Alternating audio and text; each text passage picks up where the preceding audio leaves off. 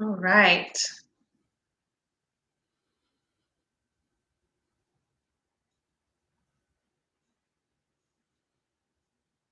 Making sure we're live here. Okay. Hello, everyone. Welcome back to Empowering Conversations and New Perspectives podcast. Today we have Eric Dupre with us, and he's going to talk about some of the things that trigger us all in our relationships. That's kind of the role I've been on lately. I'm going to give him in a moment to introduce himself, and then we're going to go ahead and dive into the highlights that you will be expecting from us tonight. So, hello, Mr. Eric. How are you this evening? Great, Casey. Thanks for having me on the show, and hi to everybody that's watching. So, y'all going to be entertained by some very interesting topics that I think a lot of people are definitely interested in. So, a little background about myself: I'm a native Texan from Texas, but all my people, so to speak, are from South Louisiana. So, I'm basically a Tex Cajun, if you will. I guess that's a term, but uh, a lot of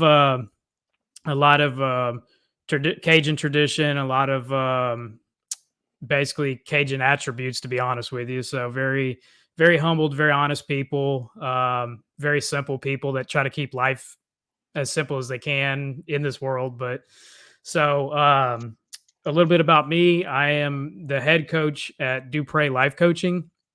And Dupre Life Coaching is a little bit unique in the fact that it's faith based life coaching.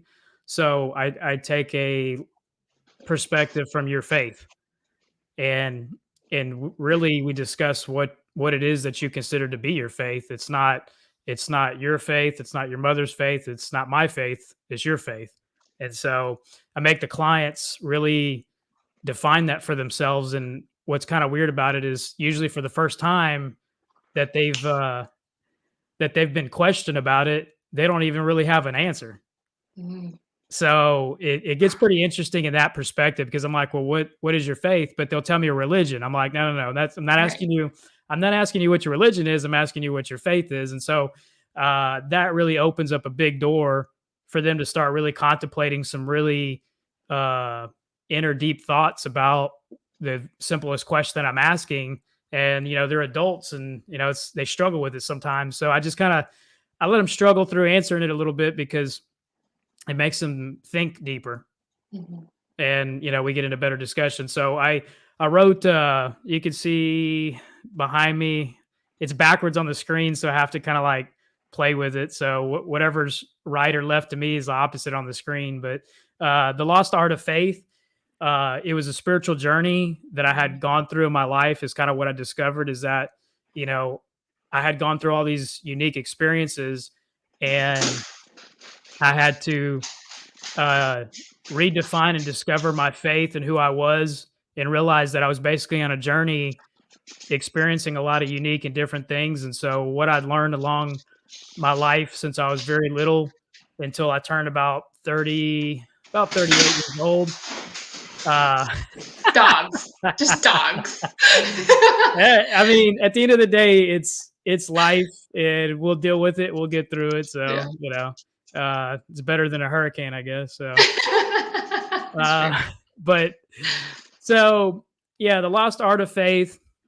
I had to go back. I went through some very traumatic events in my life, and it made me contemplate why I wanted to be an entrepreneur. It made me contemplate what I was doing in life. It made me redefine myself and recognize what I liked and what I disliked. And then I had to, really take a hard look in the mirror and say, would I want to be with me? Would I want to date me? And, if I'm being honest, in some areas, yes. And a lot of areas, it was no. Yeah. So I wrote the book. I wrote it solely to, I started journaling through therapy. Therapist asked me to like read some of it, and she looked at it and she's like, wow, you wrote this? And I was like, yeah, I wrote that, and she's like, you ever thought about writing a book? And I was like, not ever in my life did I think about writing a book. So um, it helped me take inventory of my entirety of my life and understand me, because there's an old saying that says, know thyself, and you have to rediscover yourself from the very beginning. Take inventory of what your life was like. And so like that book forced me to really look at and contemplate a lot of things from the very beginning uh, to this point and stage of my life where I was going to not just make changes, but I was going to make transformations. Mhm. And it was huge. So, aside from that, I like restoring muscle cars. I love going to the racetrack. I have two beautiful daughters. They're 11 and 13 years old. So, in this day and age, we get some interesting topics and conversations that age. So, Mhm. I'm a very open, realistic kind of dad. Like we talk about stuff, and I'm not afraid really to discuss or talk about anything, Yeah. so that, the kids don't ever have to be afraid to discuss and have open communication about things that they feel that they really need to talk about.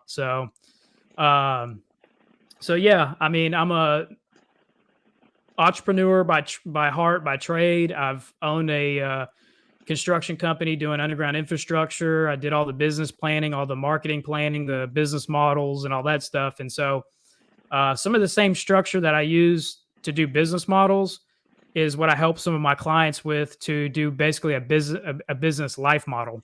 Mhm. They want to get from point A to point B. They want to succeed. They want to do things. So we basically break it down like a business plan and say, what are your resources? What do you need? What are your obstacles? We segment it and break it up, Yeah. and then I force them to go home with some homework and contemplate all those things and come back with the answers because all their answers are their answers. Right. So That's what we forget about in our life, planning in itself. So like one thing that I teach too is it's a BIA, it's a business impact analysis. But the mhm. one business that I feel like we forget about the most is our own. Like our uh, own personal business is not necessarily for everyone else to know, and they can still grow from it. And we get to choose what we allow to affect or affect our own personal bubble in businesses, right? Like how do we interact with all kinds of different relationships, including our most intimate ones, which I know we're going to talk about today. So absolutely.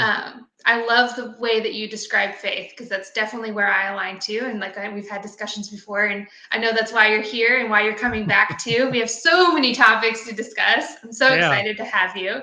Um, so faith-based, what we talked about a little before is like really regrounding and redeveloping, just like you just touched base on. So tell us a little bit about your book and how people can get that kind of piece out of it. so a lot of people, historically, I think the faith and religion that was pushed onto them, um, when you're younger and you have a preacher talking about some very high ceiling type things as a kid, you don't get it, you don't understand it. And if you go read a King James Bible, Christian Bible, or even the Quran or any other book of faith, it's very, very complex for a child at a certain age to try to read that and to understand it. Even bottom line is adults can read it and they don't understand it. A lot of it doesn't make any sense. So if you're gonna dive into a specific religion to learn what that religion's about and what its principles are about, you need guides. You need somebody that can help you interpret it and understand these things. Just like it is if you say, "Hey, next week I want to get into underground infrastructure," Eric. Like that's your wheelhouse. That's what you know. So if you're wise, as you get older, what you do is you surround yourself with people that know that information so they can basically help guide you. Yeah. Or a typical Bible is like 1,400 pages, very small font, depending on which version you get. There's a lot of stuff and there's just not easy to fully understand, Right. because it's written by multiple people, it's not one author. So um and then when you read it, what a lot of people don't understand either is the context of what it is, what's going on at that particular time, who's the character actually talking about what you're reading. Now, if you don't have any context to who they are, what their background is, or why they're going through that particular struggle or what's going on, the stories get completely lost. They don't really make any sense at all, and it just becomes extremely difficult. So, um you know, that particular portions where I dug in really deep, surrounded myself with a lot of people that were very, very, very well versed with experiences, our faith and religion that I most gravitated to, that I could understand the most, and uh, dive back into it. But it took me about 3 years of being completely dedicated to being in a men's group, Bible study, and then just reading and studying myself. Yeah. So it took a lot of effort to start fully understanding the information and the content. And then once I started understanding the information and the content, I could pull out a couple of scriptures here and there that I was just like, wow, like if I listen to some of the most intelligent people that are speaking today as global leaders at these major conferences, and I really break down the essence of what they're talking about, I can almost go back to a piece of scripture that any one of those people are actually talking about and find legitimate scripture on exactly what they're talking about in that subject matter. And it was written, 2000 years ago. Mm. So when I discovered that, I wrote my book. But so I wanted to kind of do what me and you discuss, is that I want to get to the point. Right. So I want to show people what was happening, what I was thinking, what I was feeling, and then analyze that from since I was like, I don't know, from I was born till I Yeah. was a teenager in my 20s, 30s, and then, close enough to being in my 40s, that I've gone through so many different changes, Mm. that I've changed in so many different ways. I mean, the three main categories are mind, body, spirit. And in a 40-year span, you know how much change a human being's going to transform and change in those three areas? That's my favorite question to start on some of my coaching clients is like, what version of yourself are you on right now? And they just look at me with this blank stare. And it's like a lot of millennials get it, because we've played video games for so long. But it's like, really, like, how many times do you really think that you've died and come back as a different maturity of a person? Because that's essentially what happens is we have to grieve and let go before we can grow, kind of thing. So I'll share something with you that was kind of mind blowing to me at the time. Like about 4 years ago, I went through an extremely painful divorce, Yeah. and I hadn't talked with a guy that I had worked in my industry for 10, 12 years, and we never talked about religion ever, or Yeah. faith, or nothing, just business. And when he found out from colleagues or somebody, because I didn't tell him, that I was going through these troubled times, I got a random text message from him, and it said, "We have to be destroyed before we can be renewed." That's great. And I was like, I really read it, and it blew me away because it spoke to me. It spoke such volumes to me of what path I now needed to choose and understand what was happening. Is that it was very painful to go through that growth and that Mhm. change and that transformation. But it's just like cliche saying with a bodybuilder or somebody like that, they, or molding a piece of clay. You have a piece of clay and you made a beautiful pot. Now you don't want a beautiful pot. You want something else. You have to crush the whole piece of clay back up, and then you can make a cup or a flute or Right. whatever. Yeah. So that process of the process, when you're unaware of the actual process even happening to you, Mm. because that was kind of the problem, is that I think everybody else around me saw that I was fixing to go through a change and a process, but I was the last one to know, Yeah. or to really not to know, but to accept it and stop fighting it. Mm. Definitely. So, Yeah. So, how would you define your faith? so I was Throw your raised, own question at you. yeah, yeah, no, like so my faith is awesome. I love my faith. So, um, I have done a lot of observation during the entirety of my whole life, and so I've seen people say one thing and do another. Mhm. It happens in every single group. I don't care what group we're talking about. So if we're talking about Catholics or Christians or Muslims or Buddhists, Yeah. guess what? Everyone, if they're going to be honest, 100% honest, that everybody within those groups, they struggle with their own faith-based principles within that religion or faith. And so honestly, after observation of what I see in the United States, some people may want to wring my neck after this, but I've seen Christians be some of the most hypocritical people on planet Earth to their own faith. Yeah. And I can only say that because for many, many years I was one of them. We Like, get attached to, we get attached to, like you said, the religion of what it is, and like how someone else has projected it upon us. Most likely we get attached to the ego that we have when we're there, and then we yep. forget what it's all really about. Well, so people are trying in this day and age, without a doubt, to portray an image. They want to have this beautiful image of like what they look like. The best way I can always talk about it is like um, an uncooked egg. Yeah. An egg has this really thin eggshell, and if you tap on it too hard, you'll poke a hole through it and pierce it.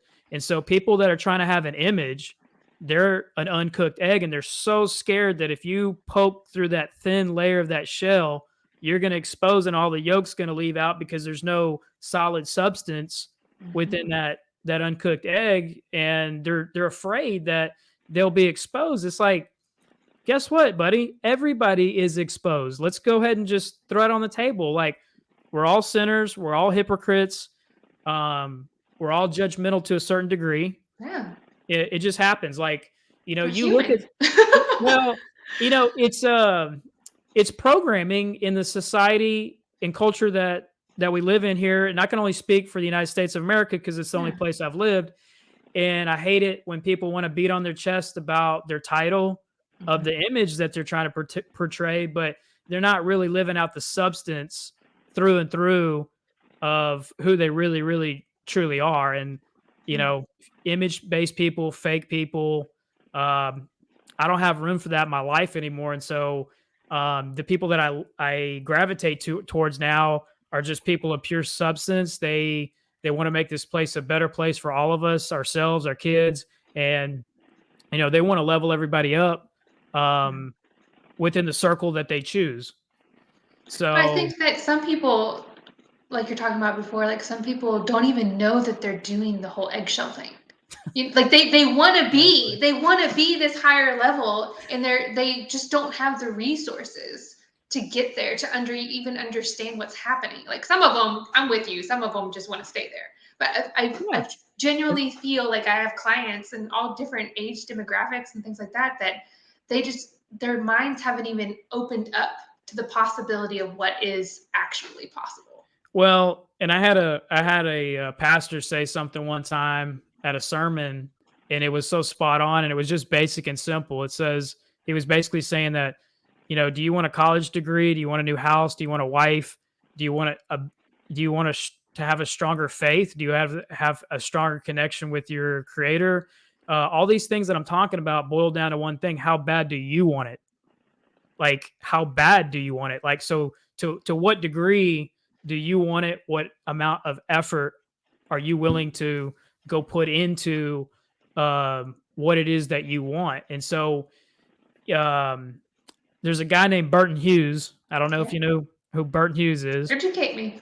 Huh? Okay. Educate me. So Burton Hughes is this like looks like this like he's a model. He's a there's these women's books, and Okay. I don't really know what the genre name of them are, but the novels or whatever, Yeah. romance and stuff like that. So he's like the cover guy for most of these novels or whatnot, but he works a roofing job, and that's his kind of his side hustle, is doing these cover shoots or whatnot. So the dude's transformed his body over a period of time. Like, when he couldn't control certain things in his life, he goes, what can I control? So he's like, I want to get in better shape. So this dude took it to the whole new level. I think he's up from like Ohio. He ended up being Mr. Ohio for his weight class and stuff. So he got a dietitian. He wanted something really bad. So he wanted not a slight change. He wanted a total transformation. And how bad he wanted, he went after it, because other things in his life at that time, he couldn't really control a lot of things. He goes, well, what can I control right now? My health, my image of what I want to project, what I actually want to physically look like in this reality. So the dude went after it and he killed it. But he just recently launched a book called Align Your Empire. Okay. And he's got 6 categories. He's got 6 categories how to align your empire, what 6 field categories you should be like trying to level up in. And like one of them happens to be faith. So he's out of Dallas, Texas area. I'm down in Houston. So I've been following and watching Burton for a while, and we've actually become friends. And, you know, faith being one of his key, one of 6 categories of aligning the people, your faith. And he's got, you know, 4 other things I can't remember off the top of my head, but Yeah. I'm hoping he has a conference soon, because it's like, if you have a conference in the one out of the that you have on faith, I want to be the keynote speaker Yeah. about that. But what I was going to get back to about Burton is that the 6 areas he's talking about, I had to go in my mirror. And I've been doing this since in my 20s, before I watched any of this stuff on TV. Like, I used to have teachers saying, "Hey, you got goals, go put them up." You know, coaches and stuff, from football coaches, teachers, you have goals, go get an image of something and post it up on your mirror, and then take a highlighter marker and write out your goals on your mirror. And I've been doing that before that was even a thing that people were coaching and teaching people to do. And so and I'd put short term, low and long term on my mirror, and I'd go through them. And as one got checked off, I'd check it off and erase it, and then I'd just start the whole process all over again. Once I got married around 22, I actually quit doing all that, because I thought I had everything I wanted. But back to the Burton Hughes things, those 6 categories that he had are basically the most 6 important things for you to level up in. And like I said, your circle of people, who you're hanging out with, how you're spending your time, money, faith, and, you know, so on. I'd have to go back and look, but I basically did an evaluation of like those 6 or 7 categories in my mirror.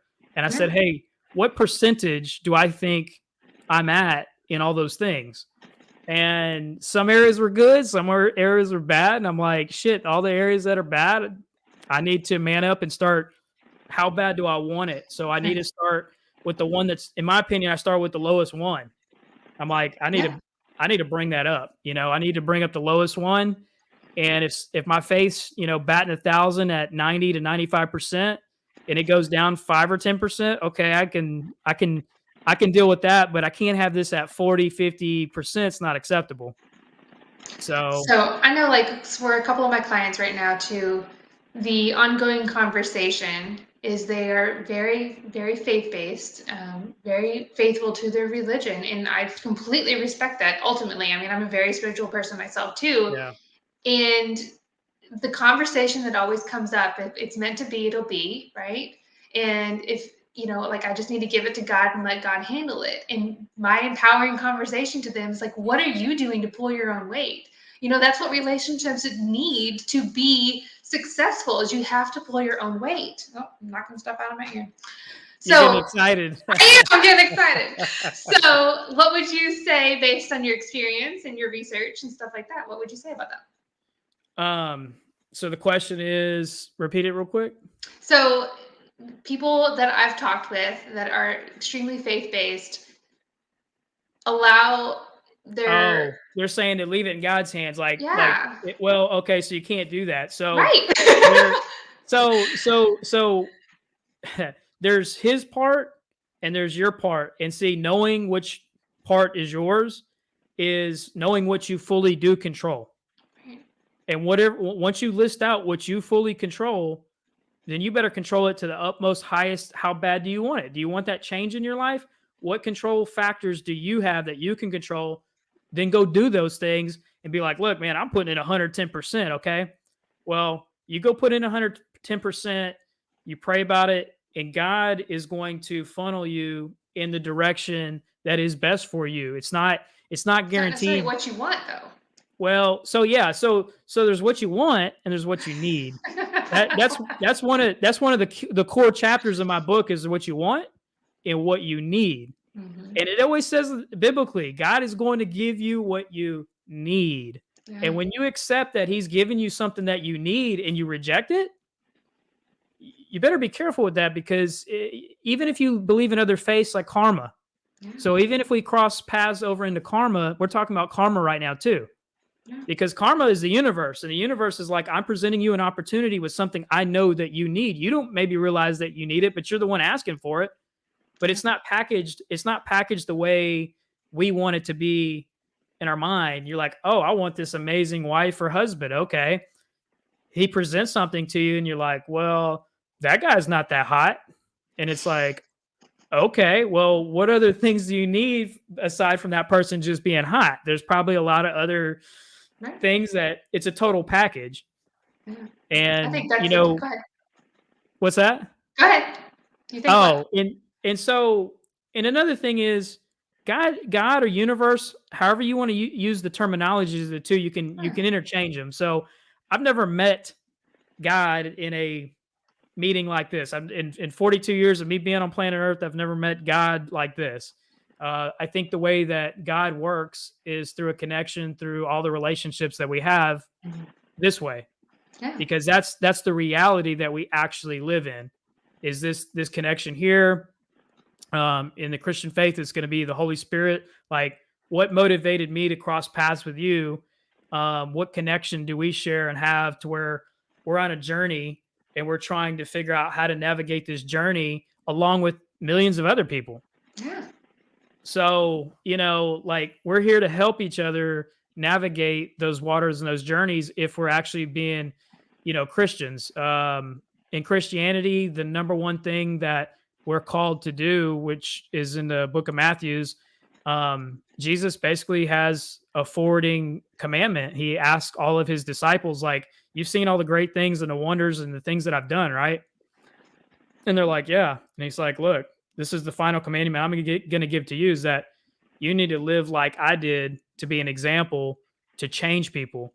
If you try to be like the world, that's not going to change people in the way that we want to be a body with, what Yeah. they call a body of Christ. Yeah. And a body of Christ is a collection of group of people that are moving in unison as one body. Somebody's the finger, somebody's the head, somebody's the shoulder, but collectively, when we move together in unison to help each other, we become extremely efficient and powerful. But when we act out of that and we reject the body of Christ, we reject each other, and we make things difficult. We're ugly to each other and crappy to each other. We're not elevating a society. We're not elevating ourselves. We're not elevating our children. We're showing people how to be crappy and ugly and negative. Yeah. So I guess hopefully that answers whatever the original It does, question and was. that's where I was gonna go. Actually, is like, so I think that was a great segue on like how do we spend our time in making that you know fruitful for everyone around us, and because of how we show up is how we spend our time with other people. And I love what you said about open communication with your kids, because that's the Yeah. one thing I've done since day one, and it has completely allowed my kids to understand more adult conversations and be interested in faith and the Bible and Yeah. want to do things on their own to understand it, and then have that courage to come and ask the questions and to challenge people around them. Yeah. And at a young age, that is something that I know I didn't grow up with. So it's like seeing that development happen all because of how we spend our quality time with each other and how we talk to each other, and allowing it to be an open conversation does keep things simple, like you opened up with. It's like it doesn't need to be hard. It can be simple, it can be easy. It's just being faithful and it's being genuine. So when I say faith, so we can kind of like break that out a little bit, is Yeah. like, I'll tell somebody faith. Okay, what are your beliefs? What are your core beliefs that are your foundation of you, in which we can define who you say you want to be, so that Yeah. we can build a foundation, but also we can hold you accountable to who you say that you're going to be. Because if you're not accountable, and this is where people kind of get a little pissy with stuff, is that, Yeah. well, I said this, but this situation arose, and I can't be that way during that situation. Well, guess what? Then if you don't act the way that you say that you want to be in your own in your own principles of the faith that you said that you have, then you're being a hypocrite and you're not doing what you're supposed to do. So guess what? You're not going to get the results that you should get, deserve, or whatever. Like, if you say these are my core principles, and you break your principles because a situation got too strong or too tough for you, well, guess what? There is no situations that if you say those are your rock solid core things, that foundation that you're saying you're building everything, you got to walk the walk and be the example for yourself, your friends, your family, your connections, your relationship, and more Yeah. importantly, if you have kids, your kids, because they'll see mom or dad say, "Oh, I'm a Christian, I'm this," and then when a hard situation comes and arises, are they acting like that? No. So if they're not acting, like they say they are, you're watching. So I mean, I've been so observant since I've been a very small kid. Me too. Yeah. So when people, I'm like, hey mom, like they're saying this, mom, but they're not doing that. And she, being a you know Cajun coon ass, Southern woman, she'll just say it like it is. She's like, yeah, I know, son. They're acting like a dumbass, or and that's just how it is. And we go on about it, and my family will call you out in a millisecond if you're trying to be something that you ain't, or you're trying to portray to the rest of us to make us feel like you're better. They'll call you out, and they don't care if they got $2 in their pocket or $1 million in their pocket. And I've got family members that are in all spectrums of Yeah. financial, but their philosophy is being honest and being simple and being true to who you are, who your family is. And if the moment you step over or close to that boundary, they're calling you out in 2 seconds, which is great. I mean, it's part of that accountability factor that we need. I mean, as I've gotten older, I understand that not everybody's seeing that perspective. They're not seeing what they're doing to the degree that they're doing it. So I've learned, humility, grace, mercy, a lot of those types of things that are taught in our faith. That you have to understand that if somebody hasn't matured in their faith to that level, so there's a maturity of like being an adult. I can pay my bills, I can get a car and a job, and I can do that. That's an adult working in this particular reality in society. Okay, you got that nailed down. You're awesome. Okay, that's great. But maturity in your faith, that's a whole other Because maturity all level. of the other things are all circumstantial. Like you're Yeah. relying on somebody else. When are you going to start relying on yourself? And like you said, like staying truthful to that. And like those, opportunities that come along that are the hard situations. If you don't have this foundational, piece of faith in, who you really are, though that's why you're being given that opportunity, right? Is to grow and You're gonna come off as extremely weak to anybody, like in business, in a relationship with a man or a woman or anything like that. The moment that your core values are challenged in life and you back down from those things, that person's going to look at you and be like, "You're not who I thought you were, or who I want you to be," and you're weak. You're going to come off. At my church and the group that I have, it's a non-denominational church, Mhm. but it's all Bible based studies and things that come directly out of the Bible. They're not trying to add to it or subtract to it or like come at an angle. It's just be Sure. very straightforward and factual. But um, one of the what was I going to say? Kind of lost track of where we're at, but Go ahead. no, Spending time, staying faithful, being weak, the yeah. opportunities that come along, how do you show Well, up in them? oh, I know what I was going to say. There's a vision and an image of what an American man alpha male looks Mhm. like. Okay, Yeah. and then when you're dialing in your faith, that vision of a true alpha male, being kind, being compassionate, but at the same time, not backing down, Yeah. not backing down when a man needs to be a man, like not backing down. He's not afraid. It's one thing to know that, let's say there's a confrontational in a fight, but you're fighting for your family or something like that, where it's something that it's a high priority to you. And, one way or another, like if it can't be avoided and it has to happen, the fact that you're not afraid to get in the fight, you might logically think, hey, I might get my ass kicked. But the fact that you're just like, hey, I'm fearless when it comes to the things that I love. And if it comes to my kids and my wife, my mom, my sisters, or anybody like that, and I need to protect them, I probably don't want to be the other guy. When it comes to women, I was raised by women, mainly my entire life. My mom was a single mother. She put herself through school as a nurse and all that stuff. And then my grandma raised me when I was really, really young. And, I have two sisters, I have two daughters. I have been surrounded by women my entire life. So, but, when I hear such stories of women and what men have done to them physically, because I've been in relationships where women have opened up to me and really tell me their background and their stories so that I understand where they're coming from in a relationship, why they act a certain way, and the fact that they can open up to me and tell me those things immediately says a lot about me and trust and things like that. Because I said, Yeah. look, I don't judge, but I do need to communicate to understand certain behavior because I'm transparent. Like if you ask me something, I'll tell you.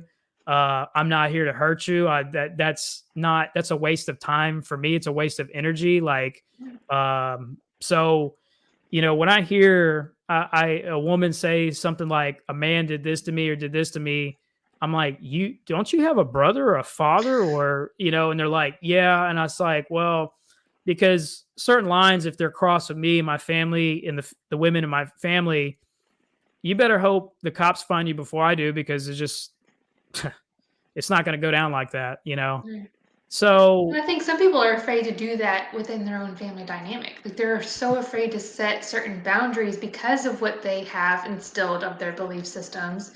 So then that's causing even more damage because you're not having that foundational piece of who you are and what you stand for and what's yeah. right.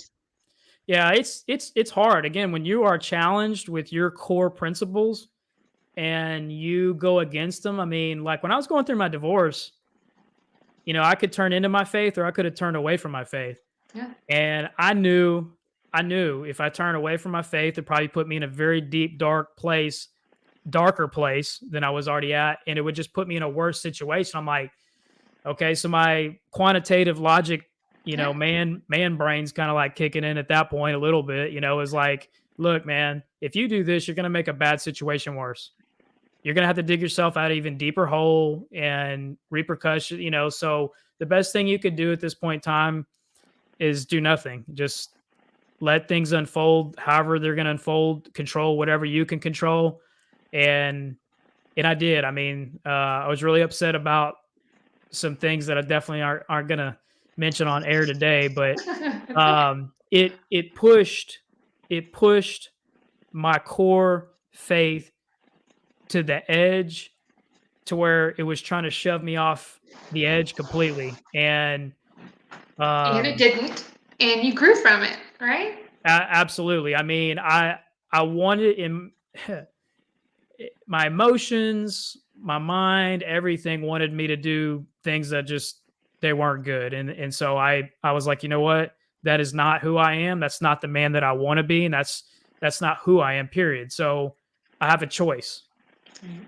I have a simple choice. I can, tell those emotions that, hey, no, and just pause, become calm, and make a rational decision before I made an irrational decision. So that, there's a cliche saying about God too, like he's not going to give you any more than you can handle because if he gives you more than what you can handle, you're not going to be here. Right. So, I'm here to still talk about it, share the experience, and make sure that other people, they're probably going to go through their own hell. They're probably going to. Yeah. It's unavoidable. It's unavoidable if you want to grow and be something special in your life. It's unavoidable for some of these things to happen, and even if you do or don't want to be something special, it's probably still unavoidable. Uh, you know, We all have a path we have to take, And like you said, the more that you turn away from it, you're still going to go on the path. You're just making it harder on yourself. So, Yeah, there's no once you realize it's not a shortcut and you just need to bull through it straight through the wall, straight in a forward line and just say, "You know what? Come hell or high water, I'm going to stick to this course and this path and whatever gets in the path, if you start having actual true rock solid faith, God will move out of the way, the universe, whatever you want to call it. He'll move out of the way what he needs to move out of the way and what he needs to put in your way will be put in your way. But if you get off path, you won't be there to be able to pick any of that up. Right. So, Right. uh, Right. so yeah, So, that's kind of a taste of like faith through action. There's yeah. in the Bible, go read the book of James. The book of James, he basically James is like, look, you know it, you understand it, you can repeat it, that's great. But if you don't start doing it, faith is dead, is basically what he ends up saying. He's like, you're proclaim faith because you're such a scholar on it. If you don't do it by example, then it's trash. It's worthless. It's nothing. Yeah. Um, Totally agree with that. Totally. All right. So, we've talked about faith. We've talked about how to spend our time and using our actions.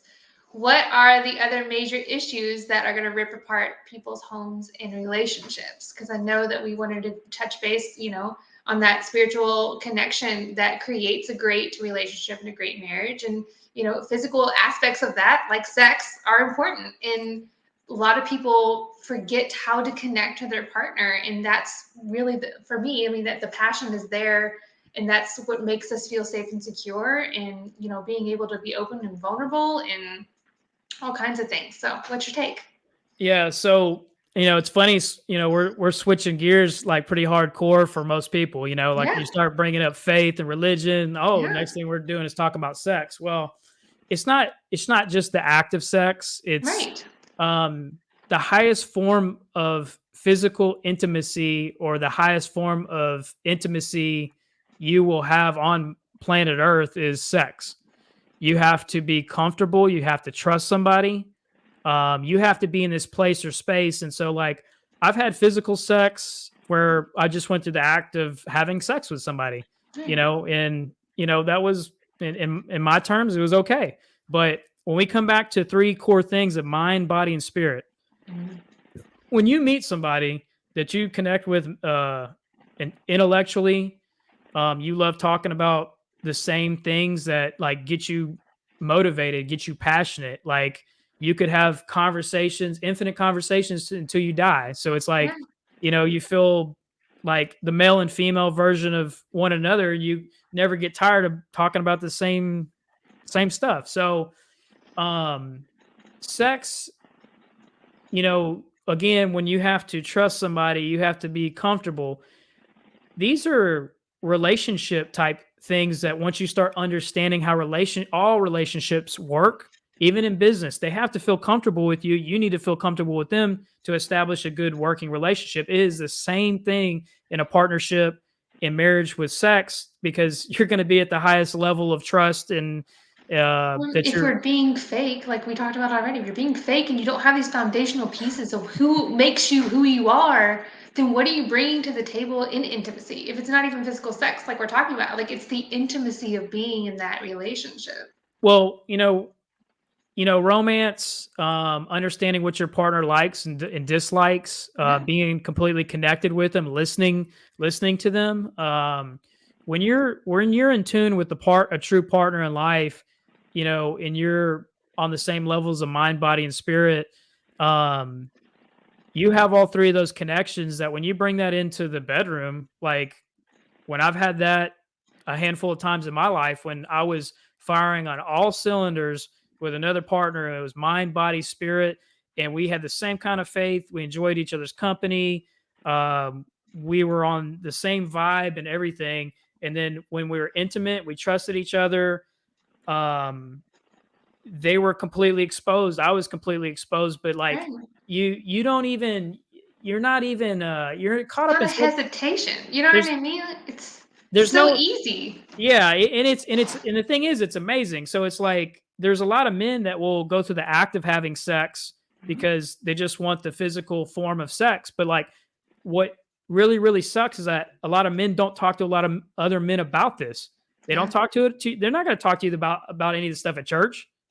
I mean, no church I've gone to. I mean, Which is why uh, we're here today. so that is so important of keeping the fire and the passion, and the thing is that you're pleasing each other, okay? Yeah.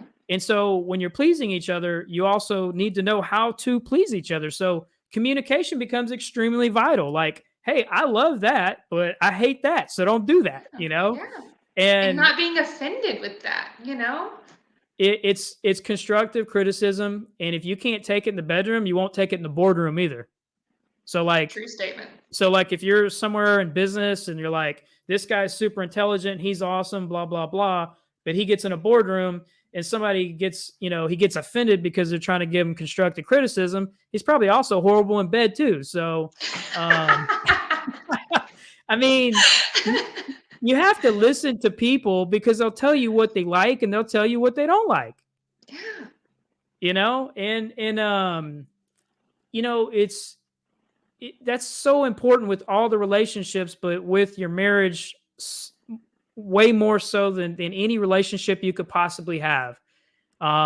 So God's going to give you plenty of opportunity to practice outside of the bedroom or with the partner or whatever in these other areas. And like, if you know how to please somebody and communicate with them in the bedroom, then it opens up to other areas that you're pleasing them as well too. Like, what's that book? Well, The it's like five. love bank is what like our therapy was always talking about, right? So it's like it's not only just these love languages, but it's like fulfilling them. It's Yeah. fulfilling each other, but also knowing that you're responsible for fulfilling yourself. And then that's Yeah. that mind, body, and spirit, in my perspective, at least. Well, yeah. So people will get caught up in this whole marriage thing of saying, "Hey, we need to divide and conquer. You do 50%, I'll do 50%, and there's 100%." Well, That's not no. how it works. You need to be producing at 90 to 100% because let's just say that you're single. Yeah. Where's that other 50% going to come from when you're single? Nobody. So the thing is, you should be producing 100% for yourself of all those levels that we talked about, those 6 areas. So, like, you have 6 areas, your partner has 6 areas. And if you're at a freaking 80, 90, 100% centile across the board, and you bring all that together at 200%, Yeah. you want to talk about, they call them power couples, or people are Yeah. like, oh my God, like whatever they're drinking, I want that too. And how Um, much work did it take to get there? Like that's another thing that people always, kind of ignore is like you don't get to see the struggles that people go through. You just get to see the results. So that's so why I create like these kind of podcasts, right? It's like because we have to understand, we have to bring it to the table and talk about it so that we can all contribute and grow, just like you're saying. well, life is one thing. Like, you can read all the books, you can go to get all kinds of degrees, you can do all kinds of stuff, but at the end of the day, it's trial and error. Mhm. There's no getting around life with anything that you're going to do.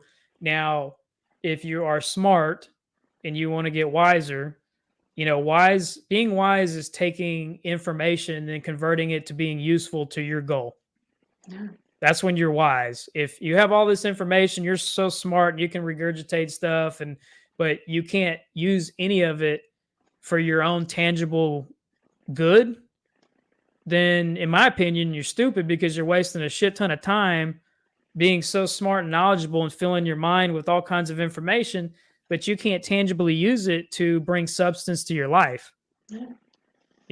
That the tangible results of the things that we're talking about are what will be produced if people start getting engaged with um, their faith principles. And again, if relationships, how they spend their time, who they spend their time with, and um, a friend of mine, she used to have something on her wall, and it was pretty badass. It was like, I had to paraphrase it, but it was basically, it's like, it's not the number of breaths that you take in life, but it's the Mhm. number of breaths that take you away. Yeah. It's like, do you want to have a series of like mediocre, like just time filling moments, or do you want to have these amazing connections, relationships, um, romantic relationships, the most amazing sex that you've ever had in your life? Do you want to have, you know, business goals? And like, if that partner, y'all are in tune with one another and where you're going and your vision, and you support each other and you lift each other up, then the key to success, like in my book, um, I try to use a quantitative formula to use, a math conversion. You get a very complex problem, but at the end of the day, whatever the problem is, it's going to equal X. Mhm. X is the final finite solution. It is the answer. Every time you plug in X to the rest of the equation, it gives you a perfect answer every time. Yeah. So, you know, diving into the most core thing of your spirituality as a being, a human being. Um, I polled a whole bunch of people on Facebook on my page one day, and I got all kinds of different faiths from atheists to every religion you can think of. But I asked every one of them if they thought they had a spirit and a soul, and 100% of everybody that replied back said yes. Wow. So if you can feed your mind, body, and spirit, the flesh, but you can also feed your soul, which I think is where your passion, your energy, your drive, like Yeah. when your mind and your body are so exhausted and you just want to give up, you're like, how the hell did I get through that situation? Well, let me tell you. I will tell you. Your spirit, which is in another realm, is not exactly in this realm. It grabbed your ass for that period of time, and it literally Grabbed you. it drug your ass from point A to point B because it knows where you need to get way more than where you need to get. So your intuition, your gut feeling, your spirit, your soul is tugging on you when certain And decisions you're need. gonna get there a lot faster if you just quit kicking and screaming on the way there, right? Like, Yeah, absolutely. And so that deciphering that and decoding that, and then like starting to see that in life, it's like, okay, look, man, you got a whole bunch of you got 6 doors available to you, but only one of them's open. mhm. So quit trying to go through all 5 doors that ain't open to you and go through the one that's open. Because when you go through the one that's open, you take that, it's going to open up to some other doors of where you actually need to go. It's going to funnel you. It's going to funnel you to where you ultimately need to end up. Whether you're like, well, that door kind of looks. I don't give a shit how that door looks. Just go in it because guess what? Your other choices suck. They're all locked. Well, like you said, like so spending your time right? And so for me, like dating wise, right now is I I tend to have my qualifying questions, and one of them, most likely, is I make them do a personality test, honestly, because I read personality tests. And the other one is don't try to impress me. Don't tell me what you've done. Tell me who you are. Like, tell me what you bring to the table as a human being. And where Because you that's going? yeah, where are you going? Like, what's the goal? What's the drive there? And because ultimately we have to align in those areas, or there we can go in different directions in all other places. But if we're Mhm. not aligned in these foundational forms, what connection do we really have? Well, just like and Burton, he'll have to pay me later for all this plugging, but Burton Hughes has that book and it says align your empire. Yeah. Your empire is everything you just talked about. Your friends, your family, your house, your car, your wife, your spouse, your girlfriend, your kids. How are you aligning? His book dials in like an amazingly short book that gets to the point of like how to align all these things. And when you align those things, that's when the magic happens. Yeah. There's no there's no secret to it. I mean, I've read so many books. I've met with so many wise men. I've met with, and when I say wise men, I'm talking about legit wise Yeah. men, like dudes that are of all kinds of different backgrounds, face, cultures, and into some cool shit, some weird shit, and everything in between. Yeah. But I wanted to hear something different than everything I've been fed my entire life, so that I could either reinforce what I already knew because I already learned something a long time ago. Eric's gonna believe and do whatever the hell Eric is gonna believe and do. I just have to start being more concisive of what I want to do instead of like going, there's limitless, infinite possibilities, and there are. Yeah. But I need to make the best choice I can right now with the information I know right now and Well, be happy with that. Because in 5 years from now, will I know something better? Absolutely, I will. But yeah. I'm making the best informed decision I can right now. And biblically, it says, God, if you choose to go left or you choose to go right, he says, I'll go with you either way. Right. And that's faith because when you start having real true faith in the spiritual sense, you don't have all the answers anymore. But you're willing to go with that universal gut feeling of like it's tugging me, it's pulling me, it shut a bunch of other doors and this one's open. So guess what? Shit. Let's try it. Let's try it. And I don't know. I've survived every damn thing life has to throw at me in 42 freaking years. So, you know what? Yeah. If it's a new door that I'm not used to or accustomed to, I probably do need to go into it because it's going to pull me out of my comfort zone so I can grow. Yeah. Well, so like my journey in itself is I've done Bible studies with lots of different quote religions, and it's because of like what you're saying. It's like I grew up with the freedom of knowing that I was allowed to pick my own faith, and I took that and I ran with it, and I wanted to understand everybody around me, and that's who Yeah. made me who I am. I just had the advantage of being able to do that at such an early age. And when I go to these other people and I'm challenging what they have to say, it makes them feel great. They get to talk about what they want to talk about and they get to share with me. And it's just, that's the great connection there too. And usually, if they are truly faith based, like we're talking about, Mhm. they're not offended by any means. They encourage you to Absolutely, ask the because questions. they know where you're coming from because it's called Yeah. learning. It's called learning. Yeah. Like, Jesus went into the synagogues with the Jews and he started teaching them at the age of 12, Yeah. because he definitely had some divine spiritual knowledge that, he was rooting so many things in basic doctrine of how to actually just live a good simple life. He's like, y'all are making it way too complicated. You have all these laws and Maybe rules. we need to repeat that. What's that? Making it way too complicated. Yeah, well, so the beauty is in scripture, you used to have all these laws and commandments and you had to follow these things in an order and whatever. Well, Jesus made it real simple. He has what's called the Royal Commandment. The Royal Commandment is basically show love and respect and love your creator with all your heart, mind, body, and soul. So you acknowledge something greater than yourself created you. So you're not like egotistical pride and all these things as an individual, thinking you have all this might and power once you ascertain knowledge, money, wealth, and all this other stuff. But you're grounded in respect to your creator that created you and all the people. And then it says, secondly, or equally, it says, to love your neighbor as yourself. Why is that so important? Because every single human being that's ever going to walk planet Earth, it comes from the same creator that created you. So when you disrespect those people, you're disrespecting your creator. Basically, your heavenly father, if you will.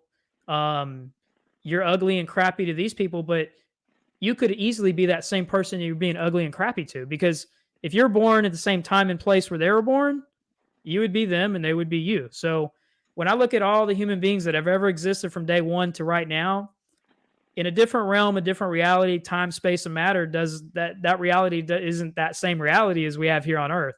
We're bound by these universal laws and rules here on Earth of time, space, and matter. And so every human being is this interconnected one greater soul of one source, in my opinion, that we Yeah. come from that source of love. I don't think anybody's going to create anything that it didn't love.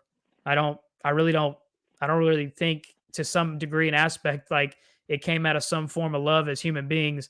And you honor your creator, you honor yourself, you honor your past, your present, your future by loving other people. Like every major doctrine or religion will agree 100% check mark that off as that being a universal truth, because it's also the golden rule: treat others as you wish to be treated. So love is the strongest love is the strongest force that I've ever seen in my entirety of my entire life. In Corinthians 13, it says, love never fails.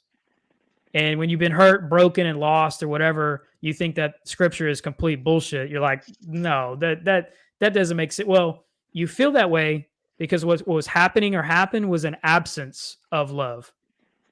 If love was occurring during that situation, you would still be in love and love would still exist. It's only because of the absence of love. And when you have the absence of love, you have whatever the opposite of that is.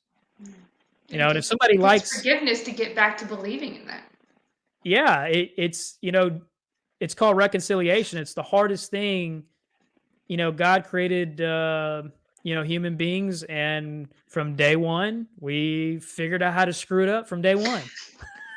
He had this beautiful utopian, beautiful place with, Adam and Eve, two individuals at the very beginning.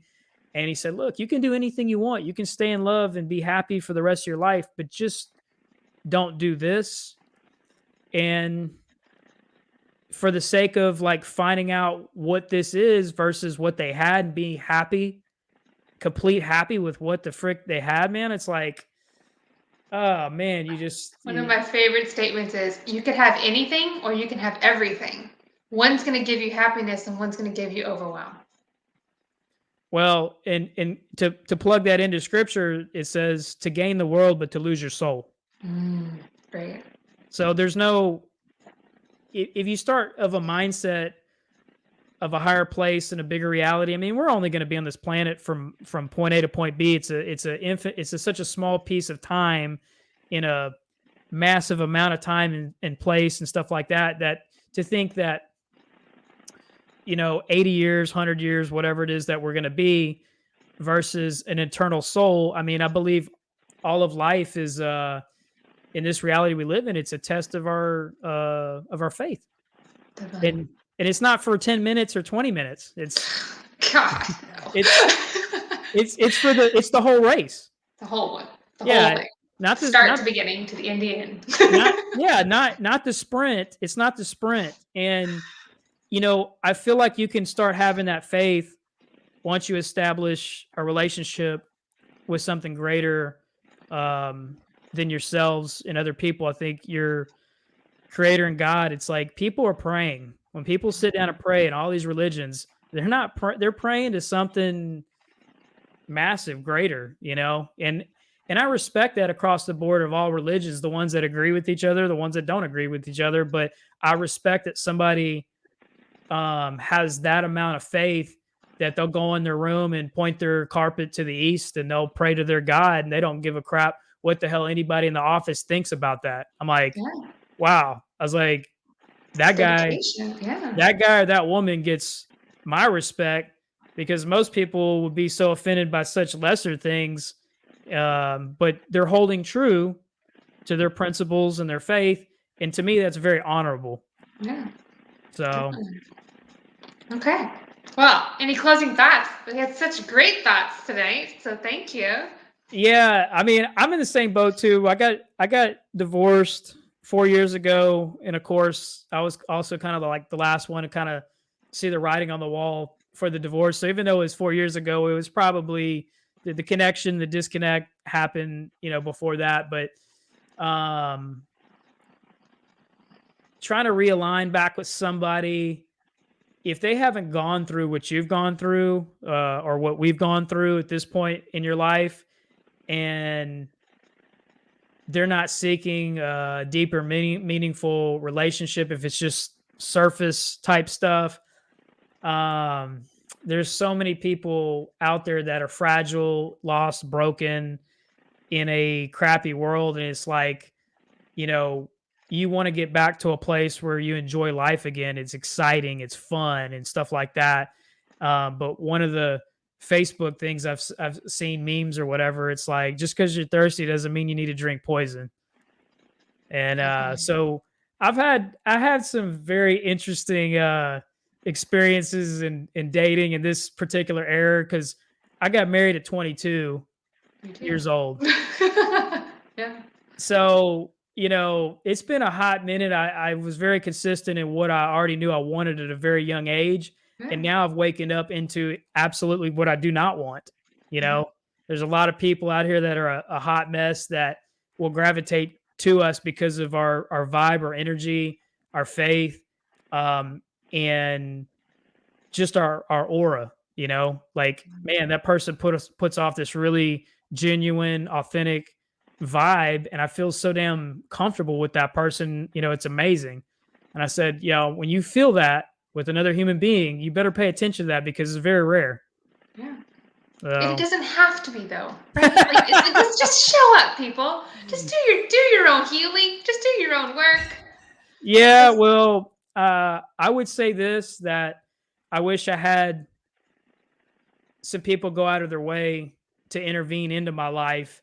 And I think they saw that I was just so strong, because I overcame a lot to get where I got in life. And I didn't care what other people thought of me when I said, "Hey, I'm going to start my own business, my own company." I started living the American dream. I had beautiful house, pool, and I loved every bit of it, and I respected every bit of it. It wasn't like I had all this stuff and I was flaunting it for other people because I didn't care what other people thought. I was a kid in a candy store because finally, for the first time in my life, I could afford all these things when I was young. I couldn't afford any of this stuff.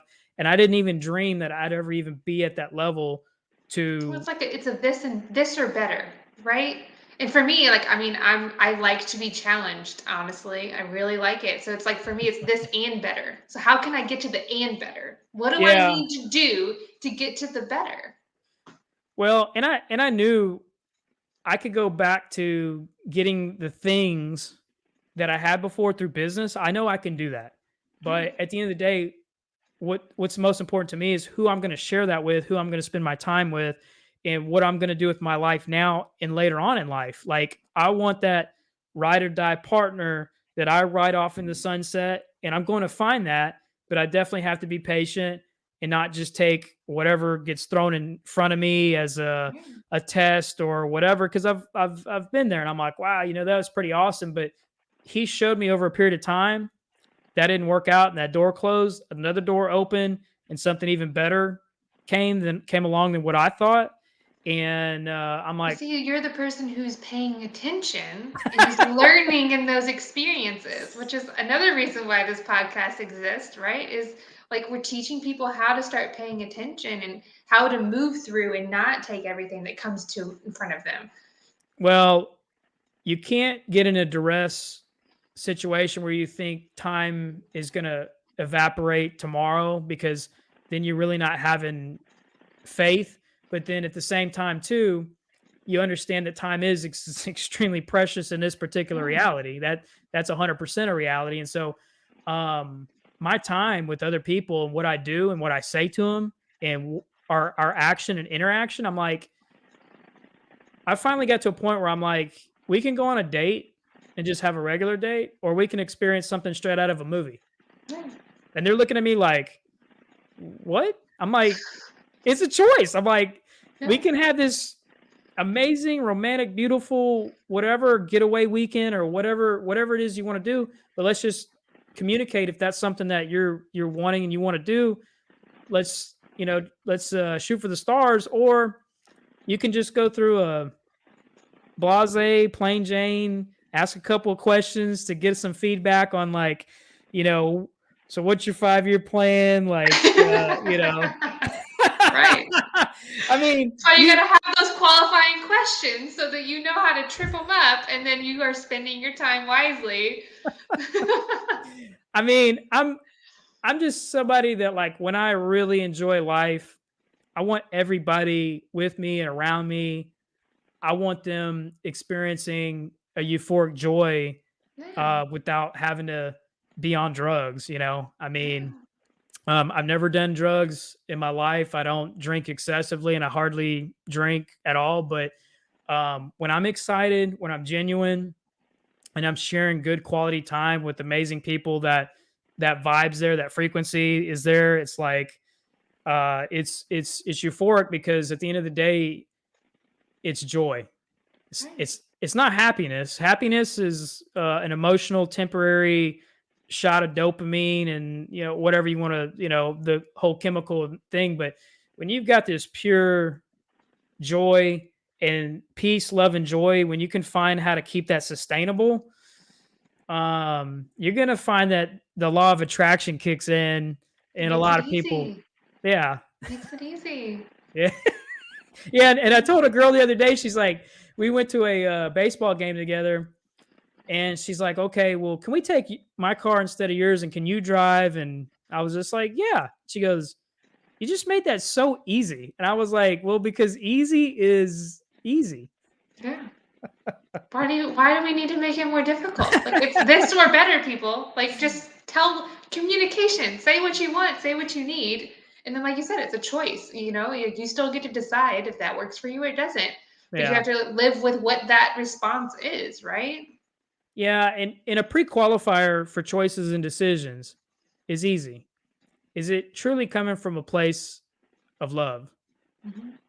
If you're making a choice or decision, work, personal relationship, whatever, and it's not really coming from a place of love for you and that person, or even for that person, it's probably going to lead down a wrong path and a road that uh, is going to lead to a place that's not good or healthy. And it's just a matter of time. So uh, it's definitely the pros outweigh the cons.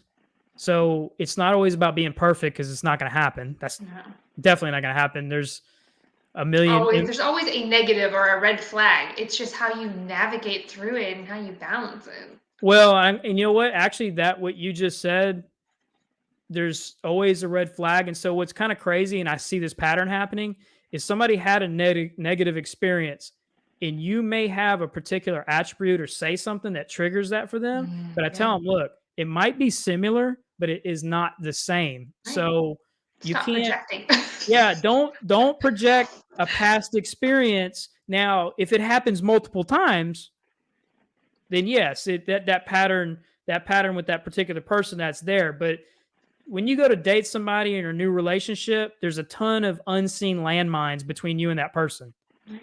And when you're walking and getting in closer proximity to one another, you can step on those landmines. Now, what you could do if you're open and you communicate and you're transparent is you can just be honest and start saying, hey, look, this is what I've got going on. I'm going to be transparent with you. Hopefully, it's the same thing. And then at this point, you just pointed out the majority of those landmines. Now, relationships need a couple landmines to see if they're really gonna, Make it or when break it, you know? when it's easy and everybody's Right. happy. Your true loyalty, ride or die person. Guess what? When y'all both hit a freaking brick wall, do y'all help each other figure out a way to get around, through, or under that brick wall, or do y'all cannibalize each other and start pointing fingers at each other? That's such a great visualization. I mean, you know, Yeah. I mean, because that's kind of what we do mentally and spiritually is we're not attacking the problem in the situation, we're attacking each other. Yeah. It's like, stop. No, I just want to drink margaritas and eat queso and have fun. I do that. I mean, Yeah.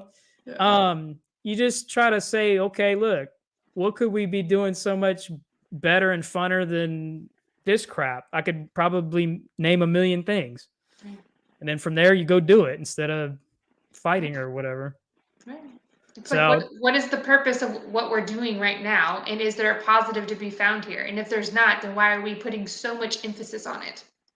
yeah, no, I mean, it's hard to, you know, it's hard to recognize, especially with the relationship, like, you got these check marks or whatnot, but that gut feeling intuition is is extremely powerful. And it's like, so, you know, there's a combination of a lot of the things that God-given gifts that he's given us, but ultimately it's like kind of deep in your heart, like, yeah, this is all cool and great and I'm really enjoying this, but ultimately, like, no, this is not, you know, this isn't it. But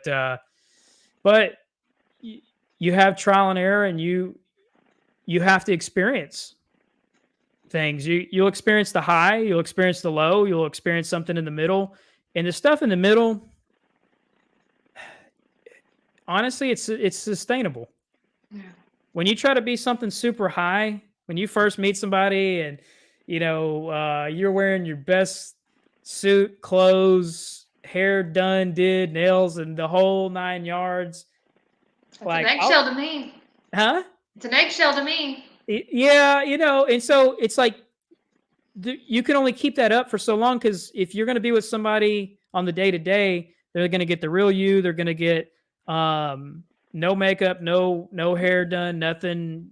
You hadn't woke up, you hadn't brushed your teeth. The whole 9 yards. And I've told some women that I've been in relationships with at that point. I'm like, that's where I honestly want to see you.